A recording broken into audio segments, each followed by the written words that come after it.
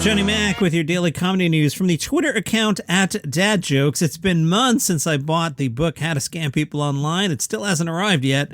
A sweater I bought was picking up static electricity, so I returned it to the store. They gave me another one free of charge. For his birthday, I got my son an alarm clock that swears at him instead of beeping. He's in for a rude awakening. Jim Gaffigan is going to play the National Cherry Festival. Are you psyched? Who isn't? He's bringing the Fun Tour to the National Cherry Festival, Traverse City, July 6th.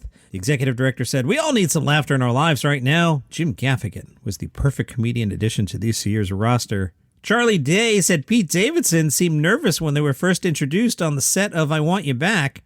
Charlie said, "It's funny. Pete seemed like he was nervous to meet me, which I found amusing considering he rubs elbows with some of the most famous people on the planet. Pete's the greatest guy. We got along really well. Now we're texting buddies. He's always seeing if we can meet up when he's in town. Please do. That would be good for Gossip Corner. And I'm usually putting my kid to sleep. Every now and then, I like to see if I can bump into the guy." Pete Davidson has a cameo in I Want You Back. Jason Orley is a director who worked with Pete on the 2019 movie Big Time Adolescence. Orley told Variety, "I didn't even tell Pete Davidson what he's doing. I said, 'Can you come down for a night?' And he said, 'Sure.'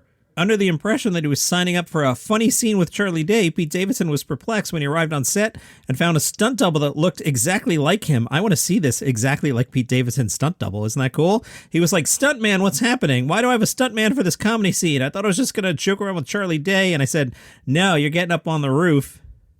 10 minutes later, Pete Davidson was fully briefed and on board, gearing up to strip down to his underwear and leap from a high vantage point to protective pads laid out on the ground. In other Charlie Day news, he is now a spokesperson for Mountain Dew. He stars in a series of 10 commercials. Those started airing during the NBA All-Star Game. Charlie Day said, "It wound up being a great partnership. I really enjoyed it, and I was happy I got the opportunity to do it." John Oliver is back with Last Week Tonight. You know, I watched last week's episode where he had a studio audience for the first time. The audience wasn't laughing at the points audiences traditionally laughed at. Like at one point, Oliver went for a kill line, didn't get it, and then I guess the script said, "Oh yeah, we're back, MFers." And it was like, you didn't get a laugh on the first joke. It was like a really awkward energy. Is the steam running out of that? I don't know. I really like the show, at least I think I do, and then I realize usually during the big long story, I make it like, I don't know, 7 minutes in and just decide, I don't care, and I bail on the entire episode. So in my mind, I love Last Week Tonight, but when the remote's in my hand, maybe I don't. Do you? Oliver talked about finding humor from Biden and comparing that to Trump, saying there was so much low-hanging fruit with a presidency like that. He spoke to Politico about this. You can make a mistake of gorging yourself on that and ignoring the much more important things that are happening above that fruit. And then you add the pandemic on top of that, especially in 2020 when we were having to respond to what was happening each week much more than we normally would and much more than we would like to be honest. My concern right from the start, not even with the Biden presidency, but with the Biden candidacy, was he's not going to historically be the kind of person who is likely to have the scale of solutions to match the scale of the problems that we face. That has unfortunately borne out. With Biden, it's not so much about him as a person, it's about what his administration represents. In terms of stories that we're working on, it's interesting to watch inaction on an issue or an action that has very limited consequences or an attempt to make a change that fails. It's interesting in different ways. Sometimes it's a way to show the nuances of problems instead of just an administration that is hell-bent on destruction. Mentioned a lot recently, I'm a big fan of Dana Gould's Hanging with Dr. Z. You'll find that on YouTube. Vulture asked Dana Gould, "You were 4 years old when the original Planet of the Apes was released. What was the first film in the series you saw?" Dana said, "I was 6 when Escape from Planet of the Apes came out. That's the one where the apes land in 1975 and go on TV shows. That one's a lot of fun. My mother tells me the commercial came on TV. I stood on the coffee table. I looked them in the eye, pointed my finger at them and said, 'We're gonna see that.' They were so taken back by that. We did." Vulture pointed out, "That's like seeing Phantom Menace before Star Wars. Vulture asked, "What was your reaction to the original?" "I was 9. They were all awesome. When you're a kid, the last movie you saw is the greatest movie you've ever seen." But by the time he caught up with it, did he know the ending? "I didn't know the ending. I remember thinking, oh yeah, all right, that makes sense. I was already prepped for what downbeat 70s cinema was." The AV Club also caught up with Steve Harvey, host of Family Feud, which is like my mom's favorite show randomly. She watches that all the time.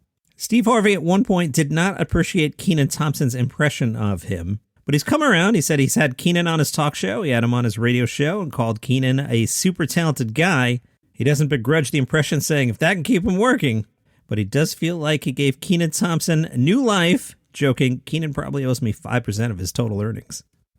Today's Daily Comedy News is brought to you by the new podcast, The Best Song Ever This Week. So on The Best Song Ever This Week, your host Scott Frampton does little verbal essays about a particular song. This week's episode is Powerhouse by the Raymond Scott Quintet. You might not know it by name, but you would know it by ear. If you watch older documentaries or movies or short vignettes, it's like the warehouse sound. The soundtrack to Scene in a Warehouse where widgets are moving around. You'll know it when you hear it. Powerhouse by the Raymond Scott Quintet. Say that 4 times fast. I did and had to edit out the first 3. The best song ever this week, wherever you get your podcasts. Cliff Nesteroff, he's a great follow on Twitter. He studies old-time comedy and talks about how cancel culture has been around for 120 years, man. There's nothing new here. He did an editorial in the LA Times. Cliff wrote, "Is freedom of speech evaporating from the world of comedy?" At the start of the 20th century, ethnic minorities objected to the way they were portrayed on stage. Instead of airing grievances on the yet-to-be-invented internet, many delivered their objections in person. Irish and Italian immigrants were vocal at the turn of the century. Vaudeville comic Walter Kelly received, quote, a letter threatening his life if he did not immediately cut out several Italian stories in his act. And an Irish betterment organization called the Clan na Gael pelted comedians with eggs for perceived slights against the Irish. Cliff writes, a newspaper editorial in Kansas feared that this would inspire other groups to do the same. That's what happened. African Americans, Native Americans, and American Jews all staged protests in the early 20th century. In 1903, the Topeka Capitol predicted the death of comedy.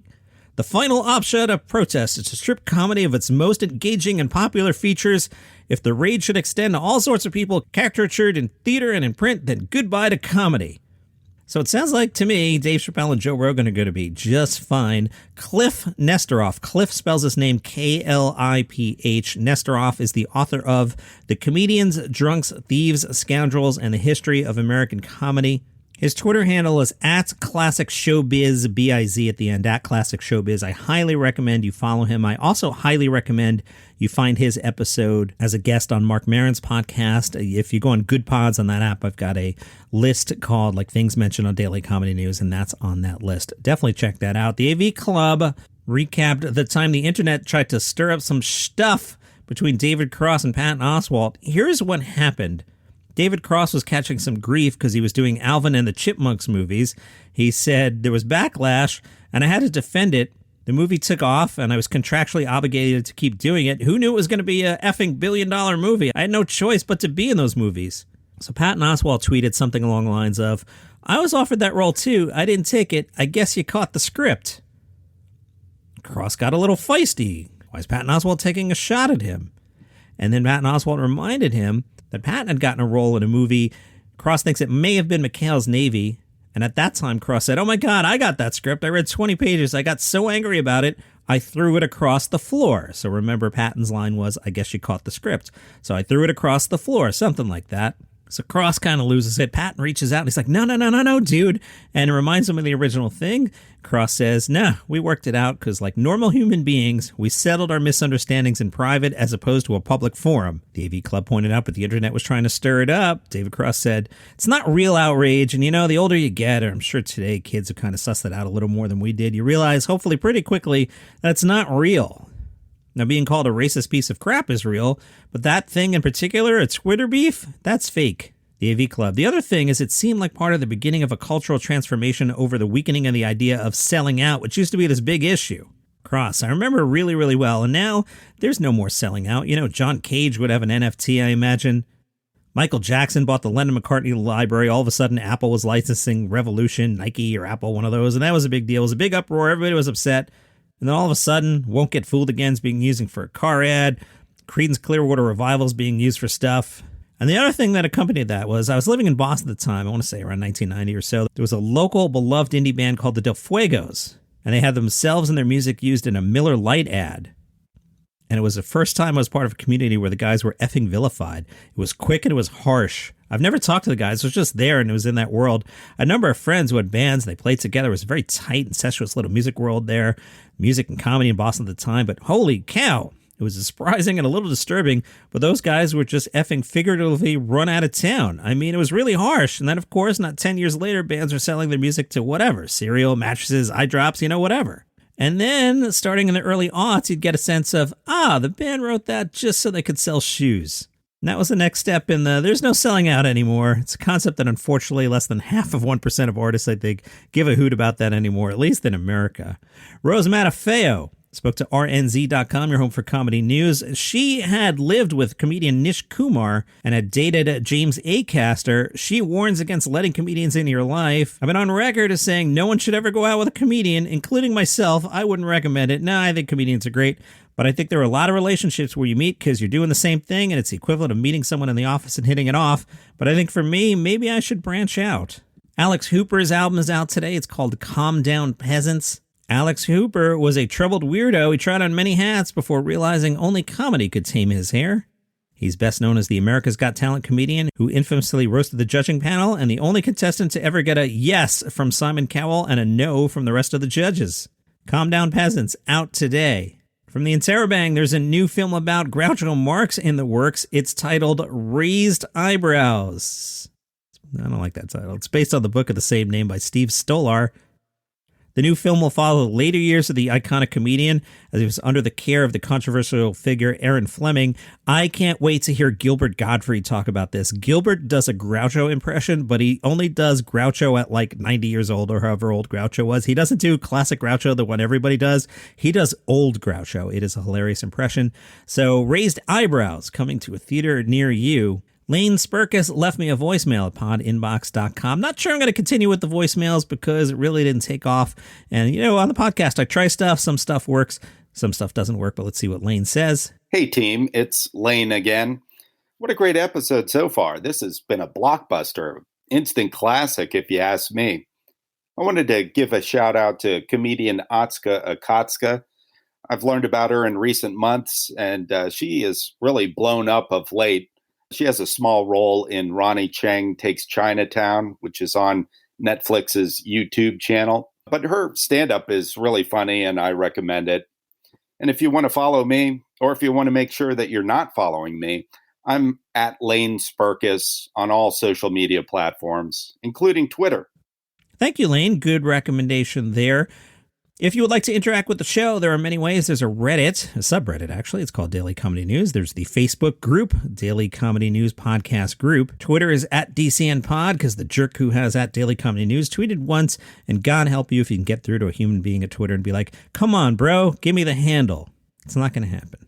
Tomorrow on this podcast, Robert Schimmel Stories. Schimmel was such a good guy. You'll hear me talk about him tomorrow. Sunday's a normal episode. John Mulaney is your host of Saturday Night Live.